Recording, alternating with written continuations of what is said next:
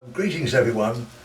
I welcome you very much to the Beechin Wood Archery Collection, and hopefully you will have the inspiration to take up archery yourselves sometime in the future. I started my archery career some 6 decades ago, and many of the items which I initially shot with are within the collection. My longbow, my first recurve bow, it was a Jack Yeoman bow, and also my recurve bow. I'd like to take you into the museum to have a look round of all the artefacts there. I think you will be surprised in actual fact what I've managed to collect over a number of years. I owe it to several people whom I've known in the past who have made generous donations to the collection, and they're there for posterity, and hopefully the establishment of a charitable trust will come into being sometime in the very near future, whereby it will be able to be conserved. And my efforts are directed to that effort to make it into a charitable trust. And while the Charity Commission are sympathetic, their demands are not easy, and it will take some time of negotiation to bring it actually into being. As you approach the front door, you then go into the main lobby and the ground floor corridor, where there are many prints on show. And the reason why I had a construction of an annex to a ground floor annex to the main gallery was for the display of the many photographs, prints, watercolours, and even oils that hang on the wall. There are somewhere in the region of between 300 and 400 which have been displayed, which are currently now displayed. There are no windows within the actual gallery itself, picture gallery. They are given light by roof lights, the main importance there being the creation of wall space for the pictures on which to hang. The basis of the arrangement within the Beechin Wood Archery Collection was the fact that I was unable to purchase a house that has an agricultural occupational condition, which enabled me to obviously to take it over and to occupy it by the planting of a woodland, a native woodland, which adjoins the shooting range. And in so doing, it enabled me to alter the whole interior of the building, and so the rooms within the house were completely removed, and the gallery was thus formed. And since then it has been extended by a further ground floor extension, which is now regarded as a picture gallery. The centre of the main gallery is housing the longbows, both ladies' and gentlemen's bows, and also with racks along the outside which accommodate archery accessories, including a rack of arrows which are displayed.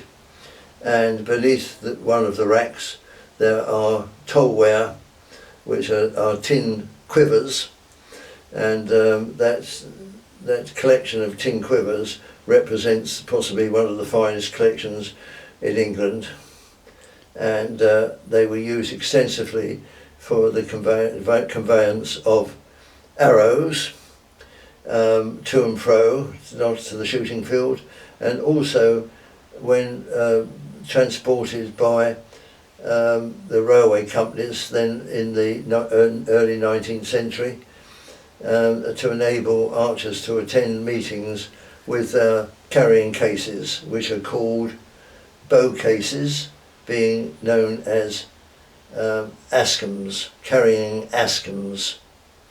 The collection contains somewhere in the region of over 40 Aschams. It could extend possibly to near 50, and they've all been restored in some way whereby people can admire the workmanship of craftsmen of that era.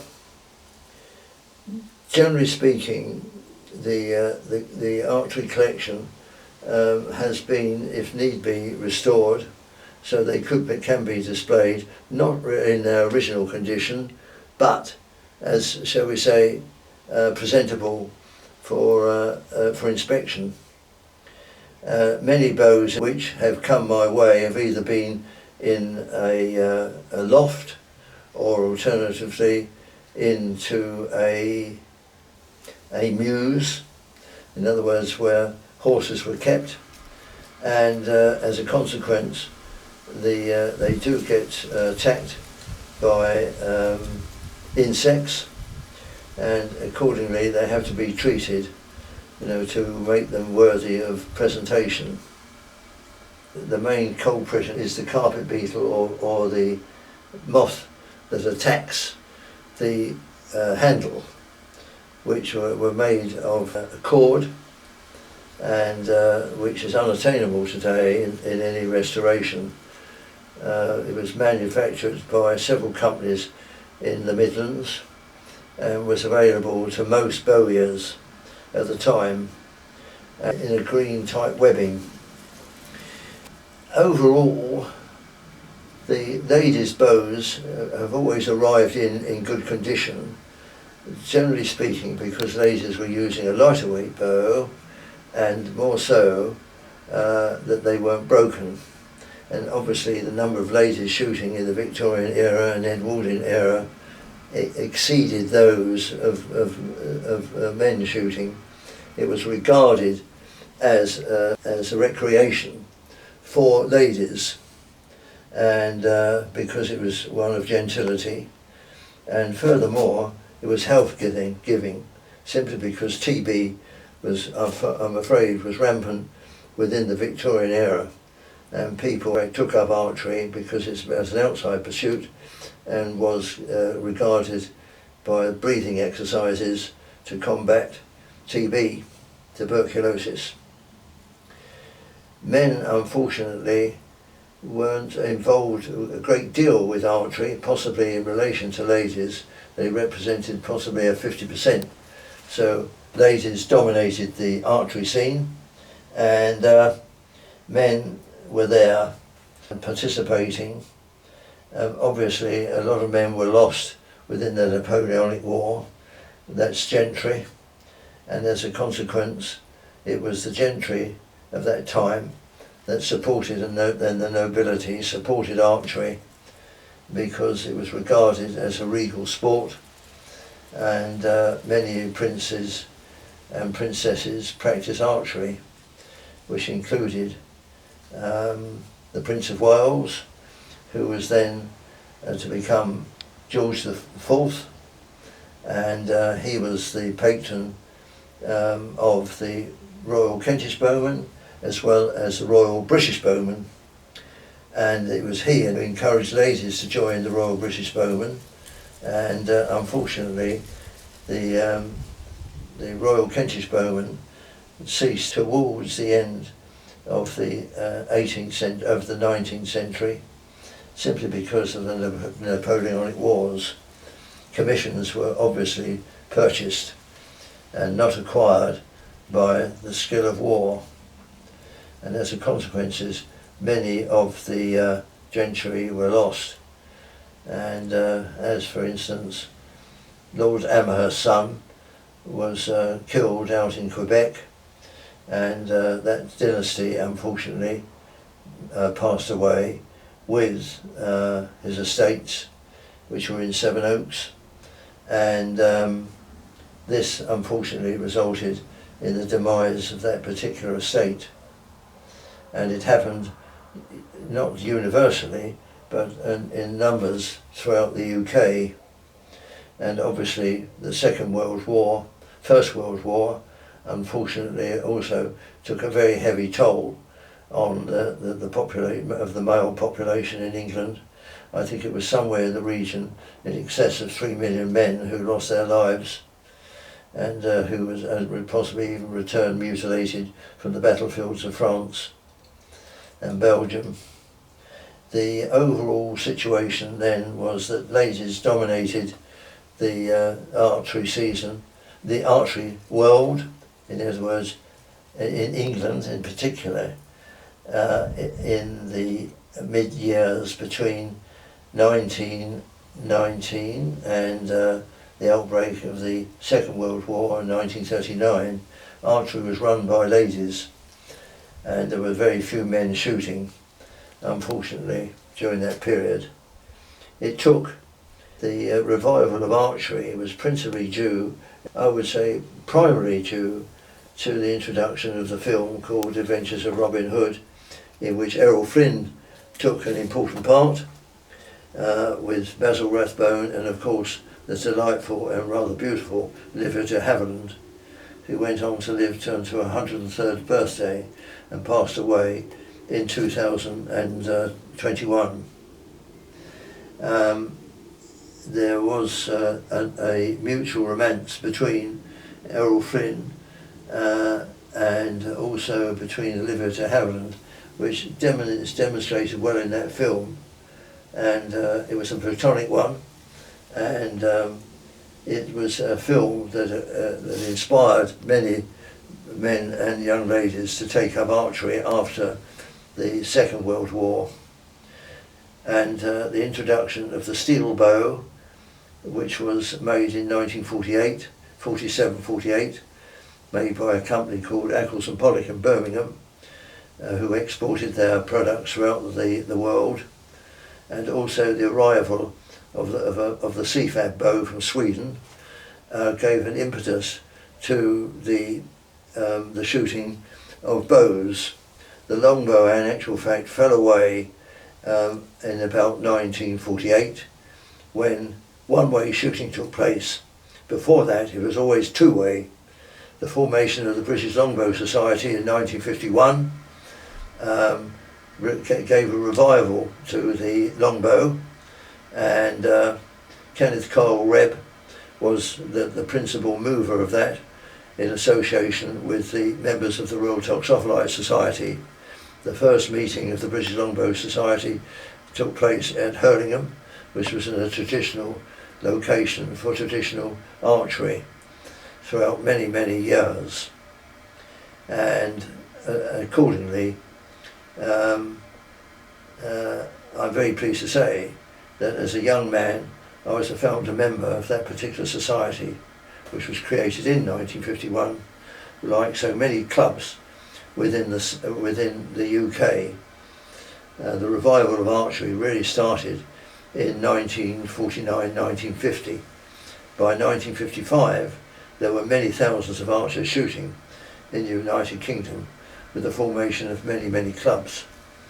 For instance, the Castlemoat Bowmen was formed at precisely the same time as the Seneca Archers in Sevenoaks, and the spread of archery meant that county associations could be formed. The Kent Archery Association was formed in 1953 and exists to this present day, as with many other county associations which have been encouraged by the Grand National Archery Society.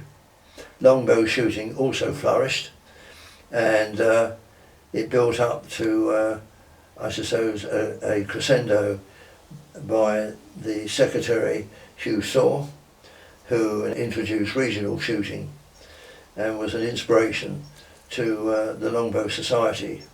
We owe much in actual fact to Hugh Saw and his wife in future years, Veronica Saw. The overall collection I regard not as mine, but as the fraternity of archers, not only present but for the future. And in that vein we must make an effort for its conservation, because there are some very important things here within the collection. Not only the longbows, but also there's a medal room where there are many awards that have been presented. I'm very pleased to say that certain donations have been made by various persons associated with the archery world. One being, of course, the the Royal Richmond Club, which shoots at Kew Gardens, and they presented all the awards which were won by a master bowman, and that was George Brown. And my memories reflect very much on his skill and ability. He was 6 times Southern Counties champion and 4 times a national champion. And we must all feel very honoured to think that his awards are here on presentation and displayed for people to admire. He was a very, very able and a very affable archer, and had gained great respect, not only by archers of his period, which was from 1960 through 70 and into the 80s. He shot really over 4 decades, and was a very popular member with archers. He was also actually, I think, presented to the Queen on one occasion for his prowess in shooting, and was filmed on many occasions shooting his bow.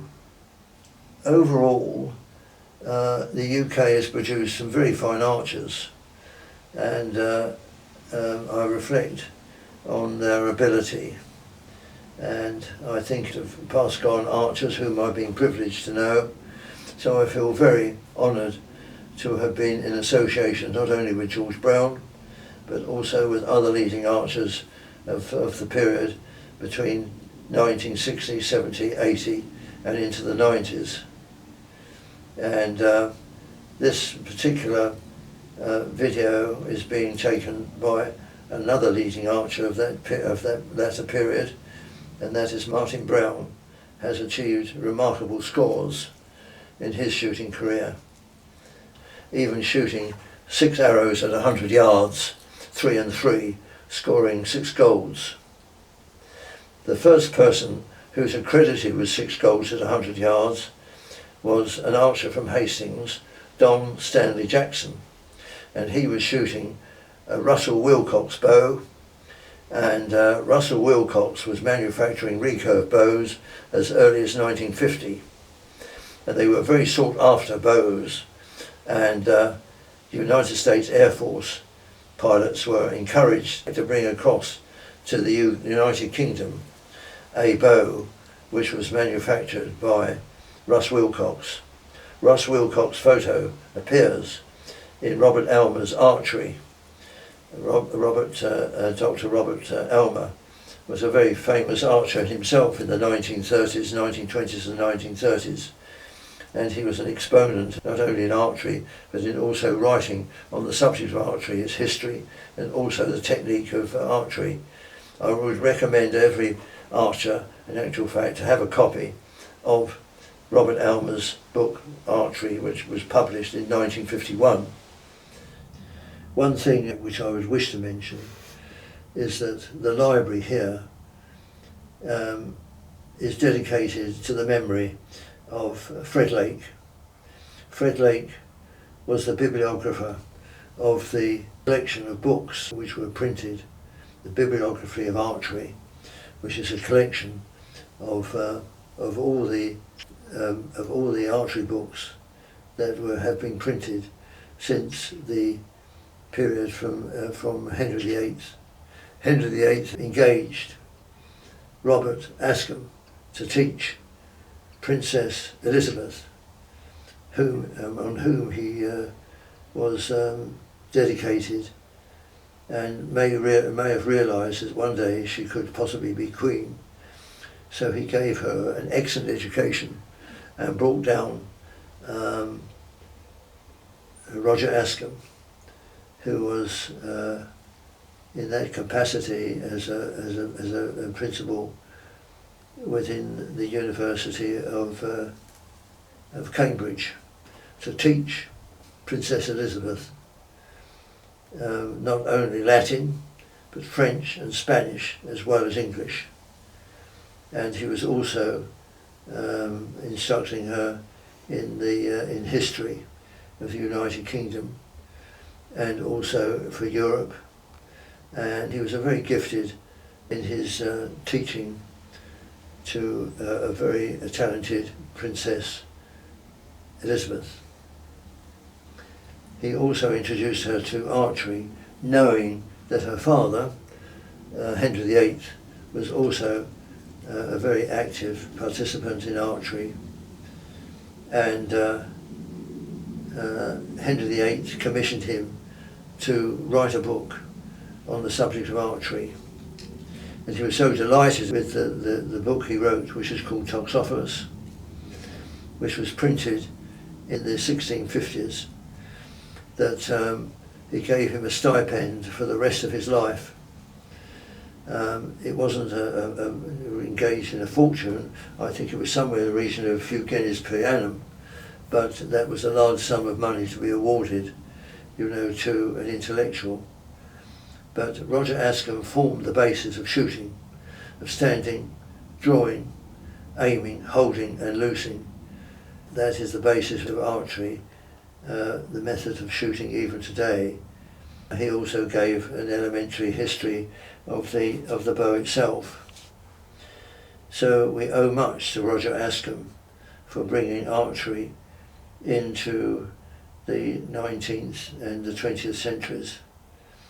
And that formed the basis of shooting technique throughout the period of the medieval 100-Year War, and also throughout the 16th, 17th and 18th centuries.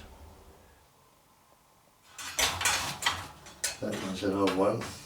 That goes over there. You imagine that flying through the air. No. That battle was, as you call, a very, very brutal war. And particularly for the poor French nobility. They were absolutely crucified. I think you will appreciate what you're going to see. We now go forward. This was the recurve bow, which was manufactured by Les Harris of Marksman Bows. That's his premier bow, which is a TS4, Olympic TS4, which managed the archers to shoot over 1,000 York, and it was a bow that was considered to be one of his finest bows that came out from his workshops. The Olympic TS4, a very beautiful bow made by craftsmen.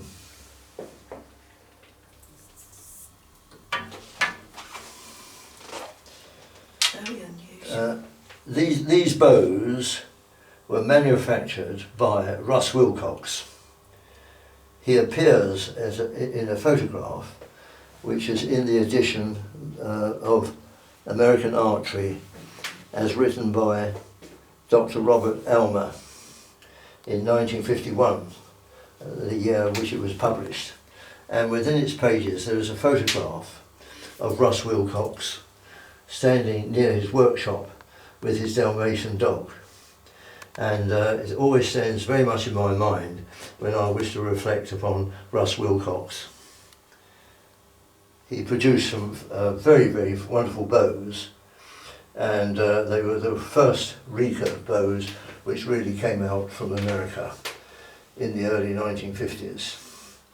Several aspiring UK archers wanted to buy Russ Wilcox bows, and one particular person, archer in Hastings, managed in actual fact to acquire 2 or 3 bows by the goodwill of the United States Air Force. In other words, the pilots in actual fact who were travelling across the pond brought back some of Russ Wilcox bows, and that's how they arrived back in the United Kingdom. They are bows, in actual fact, which are to be treasured. They are historical bows because they are one of the first really recurve bows which were manufactured for the archery world. And they were followed in by other designers and manufacturers subsequently. I have no idea, but it's a North American Indian bow. Yeah, it's nice. Mm. Yeah. But, well, we go out for a cup of tea. That And, would be nice. after you, dear, ladies first. Yeah.